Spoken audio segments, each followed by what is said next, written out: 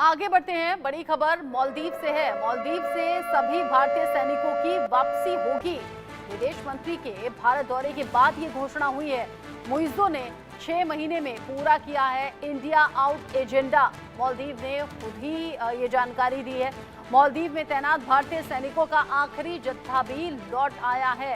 इस वक्त का ये बहुत बड़ा अपडेट है। मालदीव और भारत के बीच में जिस तरीके से पिछले कुछ दिन से टकराव की स्थिति देखी जा रही है, या फिर मालदीव के खुद के जो मंत्री हैं उन्होंने मुश्किलें बढ़ा दी हैं, खुद के नेताओं ने मुश्किलें बढ़ा दी हैं।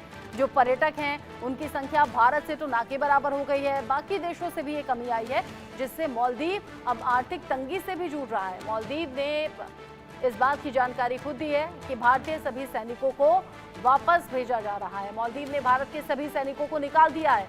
गुरुवार को विदेश मंत्रालय ने इसकी जानकारी दी। विदेश मंत्रालय के प्रवक्ता रणधीर जायसवाल ने कहा कि हम इस मुद्दे पर काफी समय से मालदीव के साथ संपर्क में थे। पहले और दूसरे बैच में कई सैनिक पहले ही लौट चुके हैं।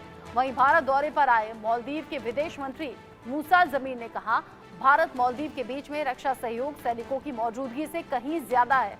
मालदीव में भारतीय सैनिकों पर जो जिम्मेदारी थी वो काम अब आम नागरिक करेंगे। भारत, मालदीव और श्रीलंका की सेनाएं साथ में युद्धाभ्यास करती हैं, हम इसे जारी रखेंगे। मालदीव के राष्ट्रपति कार्यालय ने 3 दिन पहले जानकारी दी थी कि मालदीव में 2 प्लेटफॉर्म्स पर मौजूद 51 भारतीय सैनिक वापस भारत लौट गए हैं। बाकी सैन्यकर्मी भी 10 मई तक भारत लौट जाएंगे। मालदीव में करीब 88 भारतीय सैनिक हैं जो 2 हेलीकॉप्टर और 1 एयरक्राफ्ट का ऑपरेशन संभालते हैं। आमतौर पर इनका इस्तेमाल रेस्क्यू या फिर सरकारी कामों में किया जाता है। मालदीव में इंडियन हेलीकॉप्टर और एयरक्राफ्ट मानवीय सहायता और मेडिकल इमरजेंसी में वहां के लोगों की मदद करते हैं। इन ऑपरेशंस को संभालने के लिए ही टेक्निकल स्टाफ भेजा गया है। भारत ने मालदीव को 2010 और 2013 में 2 हेलीकॉप्टर और 2020 में एक छोटा विमान तोहफे के तौर पर दिया था। इस पर मालदीव में काफी हंगामा हुआ। मुइज्जो के नेतृत्व में विपक्ष ने तत्कालीन राष्ट्रपति सोलिह पर इंडिया फर्स्ट नीति अपनाने का आरोप लगाया था।